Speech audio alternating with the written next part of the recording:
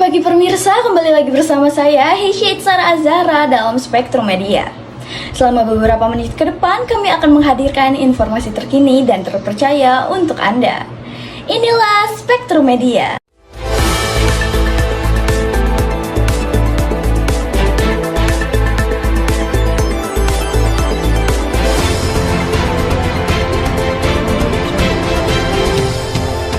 Pemirsa, mahasiswa di Sukabumi melakukan gerakan aksi untuk memperingati May Day dan Hardiknas.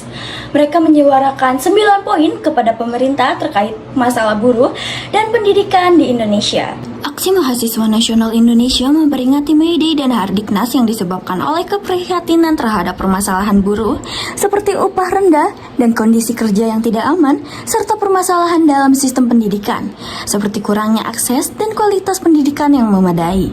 Aksi ini adalah cara bagi mahasiswa untuk menyuarakan dukungan mereka terhadap hak-hak buruh dan perbaikan dalam sektor pendidikan. Harapan kami ini kepada pemerintah ini supaya pemerintah ini segera membenahi apa yang salah dalam diri mereka sendiri. Apa yang harus mereka benahi itu sudah kami sampaikan banyak sekali. Pemirsa, aksi mahasiswa ini melibatkan aparat kepolisian serta Dinas Perhubungan Kota Sukabumi agar lalu lintas tidak terganggu. Alhamdulillah situasi arus lalu lintas pada hari ini cukup tertib, aman terkendali karena tidak mengganggu fasilitas umum juga ya. Saya sudah terhubung dengan rekan saya Brenda yang sudah berada di Tugu Adipura Kota Sukabumi. Brenda, bagaimana situasi saat ini? Terima kasih Heisa. Baik pemirsa, saat ini saya sedang berada di Tugu Adipura Sukabumi. Sedang terjadi aksi untuk memperingati May Day dan Hari Pendidikan Nasional pada tanggal 3 Mei 2024. Baik, bisa kita lihat di sebelah sini para mahasiswa sedang menyuarakan 9 poin kepada pemerintah mengenai fenomena permasalahan buruh dan pendidikan di Indonesia. Aksi ini diselenggarakan oleh Gerakan Mahasiswa Nasional Indonesia Sukabumi Raya. Baik, saya kembalikan ke Heisa di studio. Pemirsa, si jago merah melahap pasar Sukanegara Cianjur pada dini hari. Kebakaran terjadi pada sejumlah kios yang dilalap api pada Sabtu 1 Juni 2024 dini hari pukul 00.00 waktu Indonesia bagian Barat. Diduga dari korsleting listrik, tiba-tiba masyarakat melihat ada percikan dari salah satu kios yang memang di lokasi terminal, karena mungkin siangnya kemarau sehingga api cepat besar. Pemirsa, kebakaran ini melibatkan Kasih Penanggulangan dan Penyelamatan Pemadam Kebakaran Kabupaten Cianjur untuk menangani api yang menjalar. Nggak ada korban apa-apa, nggak ada korban, cuman korban itu aja benda. Ya kayak benda-benda kayak ya materi ya kayak begitu aja. Nggak ada yang korban manusia, nggak ada yang korban. Alhamdulillah gitu. Saya sudah terhubung dengan Adi Mulyadi yang berada di Pasar Sukanegara Cianjur. Adi, bagaimana situasi kebakaran pada saat ini? Terima kasih Heysha. Baik pemirsa, melaporkan dari Pasar Sukanegara Kabupaten Cianjur. Saat ini sudah terjadi kebakaran yang semula api melalap 2 kios namun merambat ke 14 unit kios lainnya. Namun saat ini api berhasil dikerahkan oleh petugas pemadam kebakaran, warga setempat, dan tim penyelamat Kabupaten Cianjur. 5 unit mobil pemadam kebakaran berhasil dikerahkan. Penyebab utama dari kebakaran ini dikarenakan korsleting listrik. Beralih ke informasi berikutnya. Pemirsa, masyarakat di Kota Bogor melakukan gerakan aksi solidaritas untuk Palestina. Mereka menyerukan All Eyes on Rafah karena genosida yang dilakukan oleh Zionis Israel yang semakin kejam. Saya sudah terhubung dengan Brenda yang berada di Tugu Kujang, Kota Bogor. Brenda, bagaimana situasi seruan aksi saat ini? Terima kasih Heisa. Baik pemirsa, melaporkan saat ini saya sedang berada di Tugu Kujang, Kota Bogor. Saat ini sedang terjadi aksi solidaritas yang dilakukan oleh warga Bogor untuk Palestina pada tanggal 1 Juni 2024. Bisa kita lihat di sini, aksi yang diadakan oleh masyarakat Kota Bogor yang sedang merefleksikan sila kedua, yaitu kemanusiaan yang adil dan beradab terhadap gerakan genosida yang dilakukan Zionis Israel di hadapan para publik Kota Bogor. Harapan saya adalah semoga Palestina bisa mendapatkan kemerdekaannya setelah dijajah oleh Israel, dan semoga Israel memberhentikan serangannya kepada Palestina dan semuanya damai. Pemirsa, aksi ini melibatkan pelajar, mahasiswa, serta komunitas masyarakat umum dan juga kepolisian dan Dinas Perhubungan Kota Bogor agar aksi ini berlangsung lancar dan tidak mengganggu lalu lintas Kota Bogor. Aksi damai ini kita persiapkan untuk personil sudah tergelar, baik dari kepolisian maupun dari SUB. Demikian juga dari Satpol PP untuk bersama-sama mengamankan baik dari yang bela Palestina maupun dari pemakai jalan khususnya agar semuanya berjalan dengan lancar. Baik pemirsa, saya Brenda Syahira melaporkan dari Tugu Kujang Kota Bogor. Saya kembalikan ke Heisa di studio. Pemirsa, informasi tadi sekaligus mengakhiri jumpa kita pada pagi hari ini. Saya Heisa Itzara Azahra bersama tim yang bertugas pamit undur diri. Tetap saksikan Spektrum Media hanya di Vokasi TV. Selamat beraktivitas dan sampai jumpa.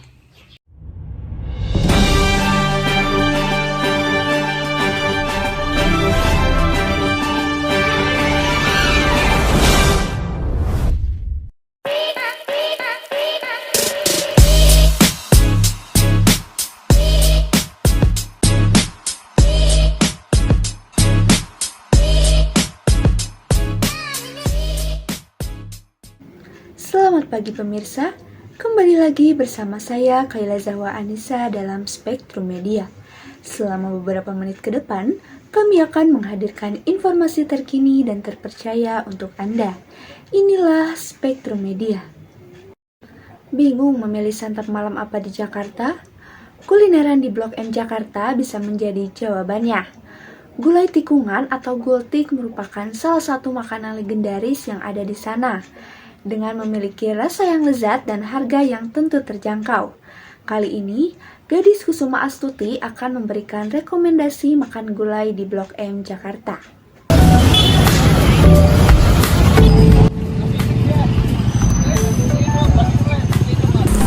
Halo foodies lovers, malam-malam gini enaknya kita ngapain ya?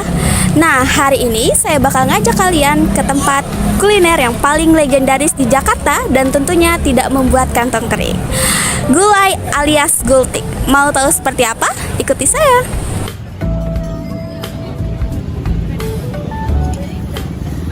Siapa nih yang suka makan gulai alias gultik? Kali ini saya akan merekomendasikan gulai yang paling legendaris di Jakarta.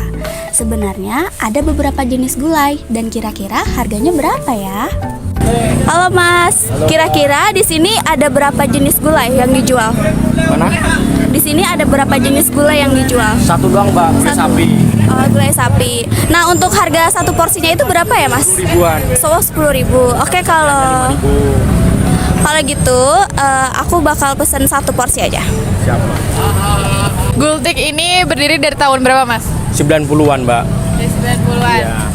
Terus jam operasional buka sampai tutupnya jam berapa kira-kira? Hari biasa jam 4 sampai jam 2. Malam Minggu paling jam 4 sampai jam 4, Mbak. Jam 4 pagi? Ya. Oh gitu, oke. Terus kira-kira di setiap harinya itu bisa habis berapa porsi sih, Mas? Wah, nggak ngira-ngira, Mbak, kalau itu. Sehabisnya aja. Kurang lebih berapa tuh? Wah, kurang tahu ya, Mbak, nggak ngitungin soalnya. Oh gitu, oke. Terus komposisi dari gultik ini isinya ada apa aja sih, Mas? Dagingnya sama tetelan, Mbak. Sama santan gitu atau gimana? Iya, santan. Kuahnya santan. Pakai nasi sama kerupuk? Iya. Gulai tikungan atau yang biasa disebut dengan gultik merupakan ikon kuliner yang ada di Blok M sejak tahun 1980-an. Gulai di Blok M ini menggunakan daging sapi sebagai bahan utamanya karena dipilih sesuai dengan selera masyarakat Jakarta yang lebih menyukai daging sapi daripada daging kambing. Gulai yang berada di Blok M Jakarta ini menjadi favorit para pecinta kuliner karena dengan harga yang terjangkau, rasa yang diberikan sangat lezat sehingga gulai ini selalu dipenuhi oleh para pengunjung. Kira-kira alasan apa lagi ya yang membuat para pecinta kuliner memilih gulai ini? Mbak Devina, dari Halim, Jakarta Timur. Kenapa Mbak mau jauh-jauh makan di sini? Karena di sini suasananya rame, terus di tengah-tengah kota juga, dan walaupun di tengah kota tapi harga makanannya tetap murah meriah. Rasa gultik di sini itu gimana sih, Mbak? Kebetulan lagi ketemu tukang yang gultiknya lumayan enak. Isiannya lengkap, terus juga pilihan satenya banyak. Karena makanannya enak, tempatnya nyaman, dan adem. suasananya juga rame. 8 dari 10. Nah, gulainya sudah ada di depan saya nih. Tanpa lama-lama, langsung aja kita cobain. Gulai yang ada di Blok M Jakarta ini disajikan dengan kuah santan yang tidak terlalu kental dengan bumbu khas Solo. Cita rasa gurih, di atas piring nasi dengan taburan bawang goreng dan tentunya dilengkapi dengan kerupuk. Nah, pemirsa, menurut saya gulai di sini rasanya semua pas. Manisnya pas, asinnya pas, dan gurihnya juga pas. Jadi, gulai ini cocok banget buat kalian yang suka kulineran di malam hari. Dan saya dari Susuma Astuti bisa sebagai juru kamera melaporkan. Beralih ke informasi lain pemirsa, selain wisata kuliner malam di Blok M Jakarta, kami akan mengajak Anda untuk mengunjungi destinasi wisata yang bisa dijadikan sebagai pilihan untuk mengisi akhir pekan Anda bersama keluarga. Kali ini, reporter kami, Adi Mulyadi, akan mengajak Anda untuk berkeliling dan melihat langsung salah satu wisata budaya tersembunyi di Kabupaten Cianjur, yaitu situs cagar budaya Gunung Padang. Selamat datang di situs cagar budaya Gunung Padang. Wisata situs cagar budaya Gunung Padang ini terletak di Desa Karya Mukti, Kecamatan Cepaka, Kabupaten Cianjur, Jawa Barat. Perjalanan yang saya tempuh untuk menuju ke sana sangat memanjakan mata.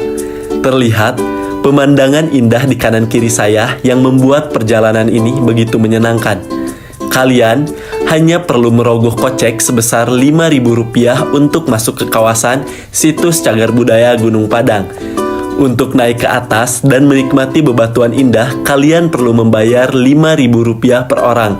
Setelah mendapatkan tiket, kalian bisa langsung mengambil jalan untuk naik ke atas sambil menikmati pemandangan indah di kanan kiri kalian. Oke pemirsa, sekarang saya sudah sampai di situs cagar budaya Gunung Padang. Untuk perjalanannya tadi menurut saya itu sangat menantang dan sangat melelahkan, namun sekarang sudah terbayarkan dengan pemandangan yang sangat indah di situs cagar budaya Gunung Padang. Situs cagar budaya Gunung Padang adalah situs berbentuk punden berunda untuk dijadikan sebagai tempat ibadah oleh orang terdahulu. Gunung Padang bukan hanya bangunan semata, melainkan menyimpan banyak peninggalan arkeologis dan dibangun oleh tempat kebudayaan atau peradaban yang berbeda. Terdapat 4 lapisan budaya yang masing-masing terdiri dari batuan yang dipisahkan oleh lapisan tanah.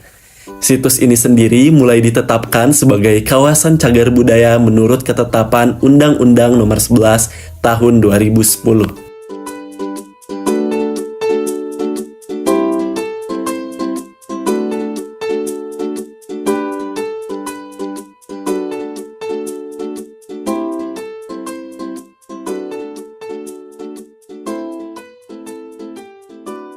Berdasarkan Undang-Undang Nomor 11 Tahun 2010 tentang cagar budaya, sekarang itu berubah menjadi situs cagar budaya Gunung Padang. Memantau aktivitas pengunjung. Contohnya di sini kan tidak boleh duduk atau menduduki batu-batu yang kesannya berdiri atau miring, kecuali batu yang flat atau yang rata itu boleh duduk. Nah, kemudian di sana ada dolmen atau batu datar, itu jangankan diinjak, duduk pun tidak boleh karena itu sakral. Itu cara melestarikan situs cagar budaya Gunung Padang seperti itu. Pemirsa, bisa kita lihat di sini bahwa di situs cagar budaya Gunung Padang ini banyak sekali batuan yang sangat indah. Nah, buat kalian yang ingin berkunjung, jangan lupa untuk mematuhi peraturan yang ada seperti dilarang menduduki batu yang berdiri karena itu bisa merubah posisi yang ada. Nah, buat yang ingin berkunjung, dilarang makan di area situs cagar budaya Gunung Padang.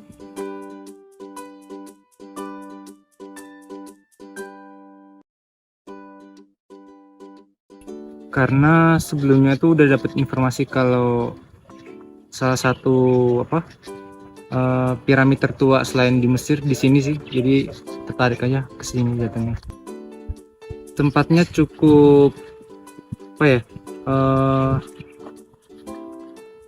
jarang terekspos dan ternyata ada sesuatu yang piramid yang unik di tengah pedesaan yang mana jarang orang tahu gitu. Nah, buat pemirsa yang sedang ada di rumah yang masih penasaran tentang situs cagar budaya Gunung Padang, saya rekomendasikan buat kalian berkunjung ke tempat ini.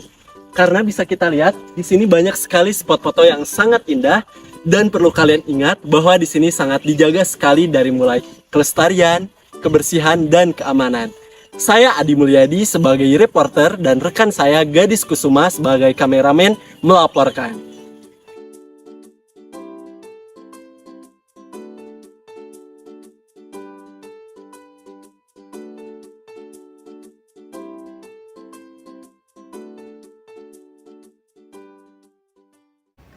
Wah pemirsa, sangat menarik sekali perjalanan reporter Adi tadi di situs Cagar Budaya Gunung Padang. Wisata budaya tadi cocok untuk menjadi pilihan untuk mengisi akhir pekan Anda dan keluarga. Selain wisata kuliner dan wisata budaya, kami akan merekomendasikan tempat untuk rencana berlibur Anda di akhir pekan. Berwisata edukatif bisa menjadi pilihan yang tepat untuk Anda. Selain menawarkan pemandangan indah, banyak ilmu yang bisa Anda dapatkan bersama keluarga. Salah satunya di kelompok swadaya masyarakat Yolanda, Cirenghas Tanginas Pertanian Terpadu yang ada di Kabupaten Sukabumi, Jawa Barat.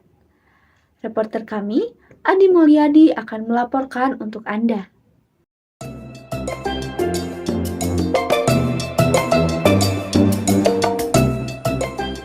Selamat pagi pemirsa. Akhir pekan ini pada kemana nih? Yang masih bingung, mending ikut saya berwisata ke alam terbuka, yaitu kelompok swadaya masyarakat Yolanda yang ada di Cirenghas. Di sini, kita tidak hanya menikmati pemandangan yang indah. Pastinya di sini kita akan banyak belajar tentang caranya bertanam, bertani. Mau tahu keseruannya seperti apa? Ikutin saya. Berwisata ke alam terbuka dengan konsep pertanian dan peternakan bisa menjadi destinasi yang tepat untuk mengisi akhir pekan Anda bersama keluarga. Salah satu alasan saya datang ke sini, selain karena pemandangan yang sangat indah, tempat ini memberikan edukasi bagi para pengunjung bagaimana cara bercocok tanam yang baik dan benar, serta dapat berinteraksi dengan hewan ternak. Kelompok swadaya masyarakat Yolanda ini merupakan edufam pertanian terpadu, tempat bermain sekaligus belajar, mengelola sampah zero waste yang dipadukan dengan urban farming. Tempat ini cocok sekali bagi Anda yang sedang mencari destinasi bermain yang edukatif untuk anak-anak dan juga keluarga. Bagi kalian yang ingin berkunjung ke sini, kalian hanya perlu mengeluarkan uang Rp20.000 saja.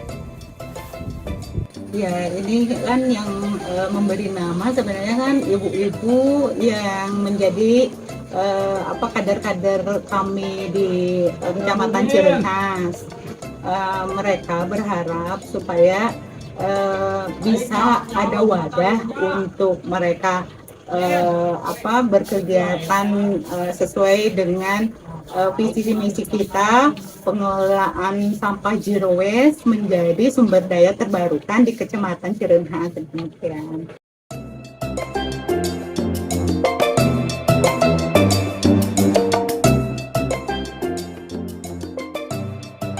Nah, pemirsa, selain kita bisa berinteraksi dengan hewan, di sini juga kita bisa melihat tanaman timun. Mau tahu seperti apa? Ikutin saya.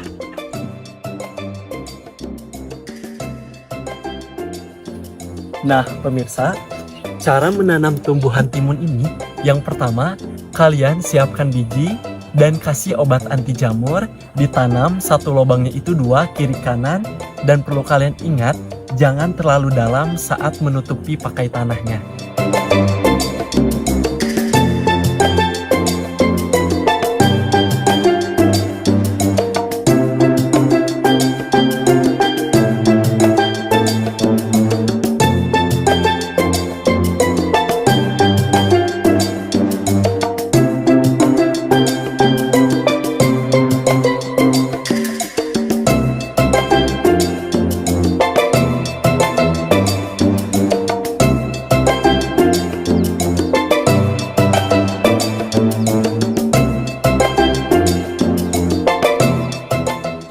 Di sini kita mijahin di lahan sendiri, kita tanam bibit seperti koi, buster, itu kita hasil pijahan sendiri dan ditanam ke padi sampai ukuran 5-7 cm. Dari ukuran 5-7 cm kita balik lagi ke kolam, Pak.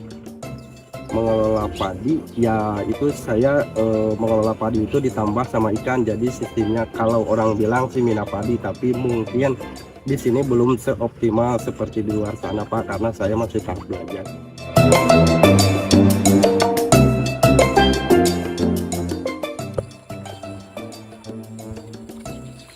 Wah, akhirnya selesai juga berwisata di alam terbuka kali ini. Dari mulai berinteraksi dengan hewan, melihat banyak tanaman. Nah, buat kalian yang ingin kesini, jangan lupa untuk berkunjung ke kelompok swadaya masyarakat Yolanda yang ada di Cirenghas.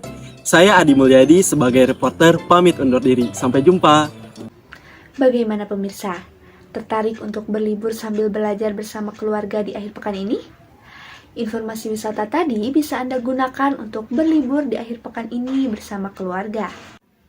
Pemirsa, informasi tadi sekaligus mengakhiri jumpa kita pada pagi hari ini. Saya Kaila Zahwa Anissa bersama tim yang bertugas pamit undur diri. Tetap saksikan Spektrum Media hanya di Vokasi TV. Selamat beraktivitas dan sampai jumpa.